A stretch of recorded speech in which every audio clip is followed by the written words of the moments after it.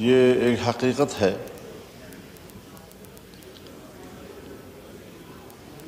کہ اس وقت پاکستان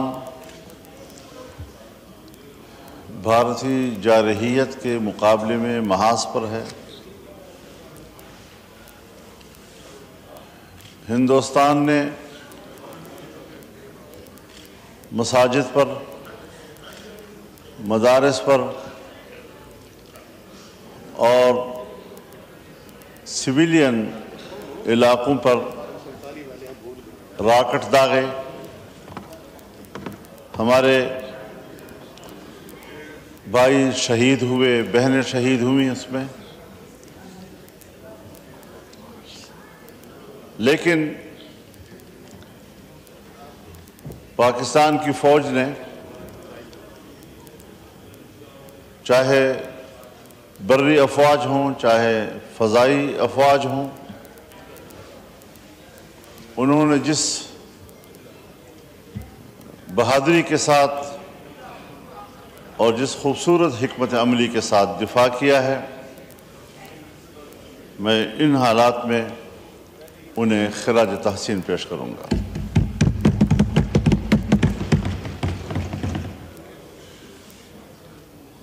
آج جمعے کا دن ہے۔ جمعیت علماء اسلام نے پورے ملک میں آج یوم دفاع وطن کے طور پر منانے کا فیصلہ کیا ہے اور تمام ائمہ و خطباء سے اپیل کی ہے کہ وہ بھارتی جارحیت کی بھرپور الفاظ میں مذمت کریں۔ جو بھی پاکستان کا موقف ہے، پاکستان کے موقف کو اس وقت اجاگر کریں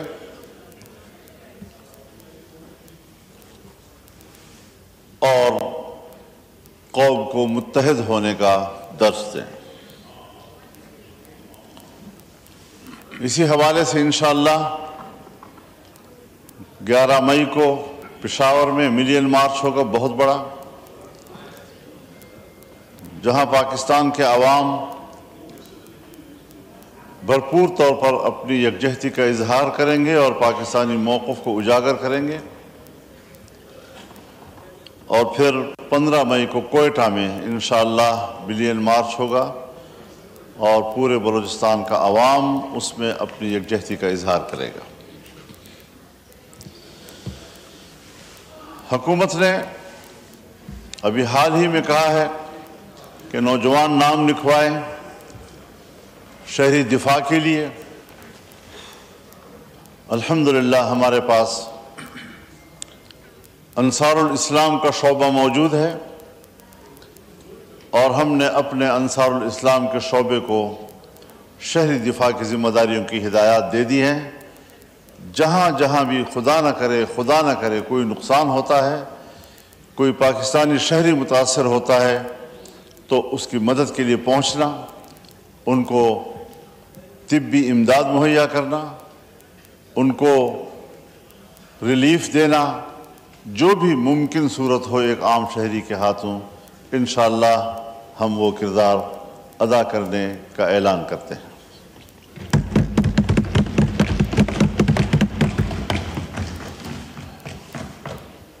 ہندوستان نے ہمارے مساجد کو نشانہ بنایا ہے، مدارس کو نشانہ بنایا ہے، اور میں پورے ایوان کو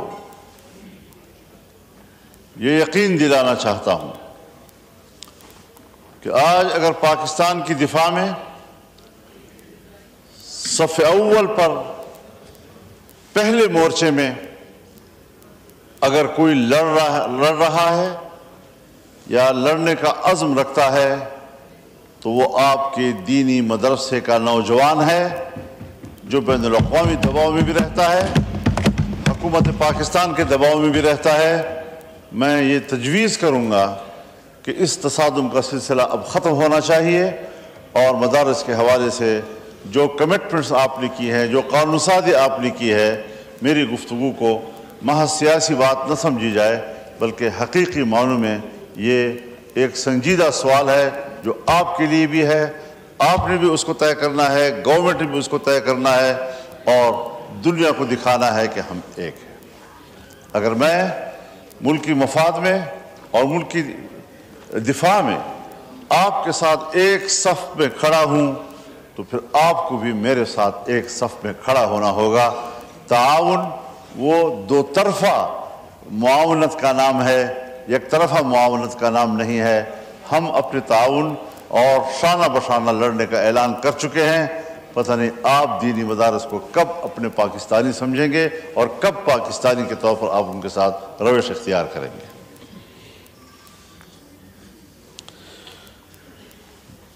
جناب اسپیکر، میری گفتگو کو تنقید نہ سمجھا جائے، میری گفتگو کو تجویز سمجھا جائے۔ میں بڑی نیکنیتی کے ساتھ پورے ایوان کی خدمت میں یہ عرض کرنا چاہتا ہوں کہ ایک ہی قومی بیانیہ ہونا چاہیے ان حالات میں۔ بھانت بھانت کی بولیاں، پھر آج سوشل میڈیا ہے، ہر شخص آزاد ہے جو چاہے کہے، یہ اس کی میں حوصلہ شکنی کروں گا اور یہ ضرور کہوں گا کہ یہ جنگ ہے۔ جنگ میں پھول نہیں بکھیرے جاتے، جنگ میں آگ برستی ہے۔ اور یہ میں نہیں کہہ سکتا کہ ہماری اس جنگ کی سطح کیا ہے۔ کیا صرف ہم ایک دوسرے کو دھونس دھمکیوں تک محدود رکھنا چاہتے ہیں؟ ہم چھوٹی موٹی کارروائی کر کے اور بس یہاں تک رکھنا چاہتے ہیں؟ اس سے آگے بڑھنا چاہتے ہیں؟ کیا ہم کشمیر کی سرزمین آزاد کرا سکیں گے؟ اس میں ہم کچھ پیش رفت اس میں کر سکیں گے؟ یہ ساری حکمت عملی حکومت کے ایوانوں میں جہاں بنتی ہے یہ وہی بتا سکیں گے۔ اور میں حکومت سے یا اسٹیبلشمنٹ سے یہ مطالبہ بھی نہیں کر رہا کہ آپ کی جنگی حکمت عملی کیا ہے، کیونکہ جنگ لڑنے والا خود اپنی جنگ کی حکمت عملی اس وقت کے لیے خود بنایا کرتا ہے، اور اس میں اگر اس کو افشا کیا جائے، اس کو پبلک کیا جائے تو اس کے نقصانات بھی ہوا کرتے ہیں۔ لیکن سیاسی لیول پر ہم کہاں کھڑے ہیں، ہمیں اس پر ضرور غور کرنا چاہیے۔ ہماری اس وقت تک کوئی سفارتی مشن باہر نہیں ہے، ہم صرف ٹیلی فونوں پہ باتیں کر رہے ہیں۔ ان حالات میں ہمارے سفارتی مشن باہر ہونے چاہیے تھی، ملکوں کا دورہ ان کو کرنا چاہیے تھا۔ ہمیں چائنا کو بڑی مضبوطی کے ساتھ انگیج کرنا چاہیے تھا، ہمیں سعودی عرب کو انگیج کرنا چاہیے تھا، ہمیں ایران کو انگیج کرنا چاہیے تھا، ہمیں متحدہ امارات کو انگیج کرنا چاہیے تھا، ہمیں افغانستان کو بھی انگیج کرنا چاہیے تھا۔ ہم نے اپنے پڑوسی ممالک میں بھی آج تک وہ سفارتی سرگرمیاں نہیں دکھائی ہیں کہ جو ان دنوں کا حق ہے۔ تو اس حوالے سے کیا ہمیں بتایا جا سکے گا کہ پاکستان کی اس وقت تک سفارتی جو کوشش ہے وہ کیا ہے، کس حد تک ہیں، اور پاکستان کی قوم کو وہ اس حوالے سے کس حد تک مطمئن کر سکتے ہیں؟ کم از کم میں بحیثیت رکن پارلیمان کے اس وقت تک میں سفارتی سرگرمیوں کے بارے میں مطمئن نہیں ہوں۔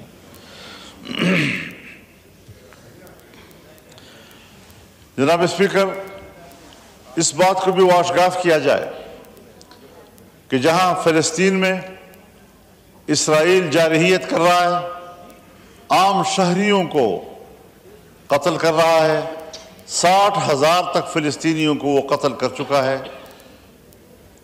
غزہ مکمل طور پر ختم ہو چکا ہے، لوگ بے گھر ہیں، کیمپوں میں جاتے ہیں تو وہاں پر بھی بمباری۔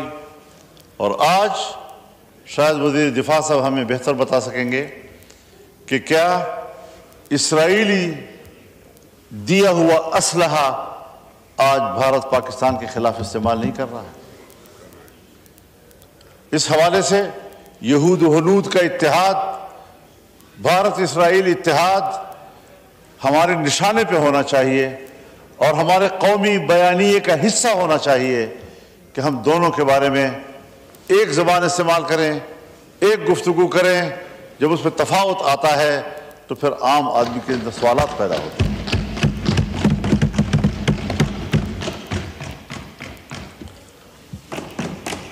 یہ وقت ہے کہ ہم اپنے دفاعی اداروں کو مضبوط کریں، ان کے پشت پر کھڑے ہوں۔ ہر چند کے ہمارے ملک میں ہمارے آپس میں اختلافات ہیں، ادھر حکومت بیٹھی ہے تو ادھر حزب اختلاف ہے۔ معنی یہ کہ حکومت کی سوچ اور ہوتی ہے، حزب اختلاف کی سوچ اور ہوتی ہے، لیکن آج ہم ملک کے لیے ایک ہیں، ملک کی وحدت کے لیے ہم ایک صف ہیں۔ ہمیں اسٹیبلشمنٹ سے گلے ہیں، شکوے ہیں، وہ اپنی جگہ پر رہیں گے، لیکن جب وطن عزیز کا سوال آئے گا تو وطن عزیز کے معاملے پر وہ ہمیں اپنے سے آگے پائیں گے، پیچھے نہیں دیکھیں گے۔ مولانا صاحب گزارش میں یہی سوچتا ہوں کہ سوشل میڈیا ہو، ہمارے انفرادی طور پر بہت سے لوگ اس قسم کے کچھ پوسٹیں لگا رہے ہیں جس سے کہ وہ جنگ کو مذاق سمجھتے ہیں، فوج پر بڑا ناپسندیدہ قسم کا تبصرہ ان کا ہوتا ہے۔ ان کی حوصلہ شکنی ہونی چاہیے اور اس پروپیگنڈے پر حکومت کو قدغن لگانے کے لیے اقدامات کرنے چاہیے۔ ملک کے اندر بھی امن و امان کا مسئلہ اپنی جگہ پر موجود ہے، بلوچستان میں بھی، کے پی میں بھی۔ اس کے لیے ہم کیا سفارتی کوششیں کر رہے ہیں، کون سا ایسا حکمت عمل ہم نے بنائی ہے کہ ہم ملک کے اندر کم از کم فوج کو جنگ سے نکالیں اور محاذ کی طرف ان کو متوجہ کریں تاکہ بھارت کی جارحیت کے مقابلے میں ملک کا دفاع ہو۔ ہم نے کیا جواب دیے ہیں اس کو آج تک ان کی جارحیت کے، ابھی تک قوم پر کوئی زیادہ واضح نہیں ہے۔ ہم نے اس کے مقابلے میں ان کا کیا نقصان کیا ہے، اب تک قوم پر یہ باتیں واضح نہیں ہیں۔ تو ہمارے وزیر دفاع صاحب ماشاءاللہ اس وقت تشریف فرما ہیں، پیپلز پارٹی کے ہمارے اکابرین بھی موجود ہیں، حکومت کے لوگ بھی آج موجود ہیں۔ کسی کو تو اپنا دکڑا کچھ سنانے کا مجھے موقع مل گیا، تو اس ایوان کو ذرا سنجیدہ لینا چاہیے۔ آج کے وقت میں بھرپور ہماری یہاں پر نمائندگی ہونی چاہیے، وزراء کی یہاں موجودگی ضروری ہوتی ہے۔ حکومت جو بات کرتی ہے آپ سے مخاطب ہوتی ہے، لیکن اس کا خطاب آپ کے واسطے سے ایوان کی طرف ہوتی ہے، حکومت کی طرف ہوتی ہے، اور اگر حکومت میں کوئی سننے والا ہی نہ ہو، کوئی ذمہ دار اس کو رسپانس کرنے والا نہ ہو، تو پھر ظاہر شکایتیں پیدا ہوتی ہیں۔ ہمیں اس وقت ان تمام کمزوریوں سے بچنا چاہیے اور ایک طاقتور پاکستانی پارلیمنٹ کا کردار ہمیں ادا کرنا چاہیے۔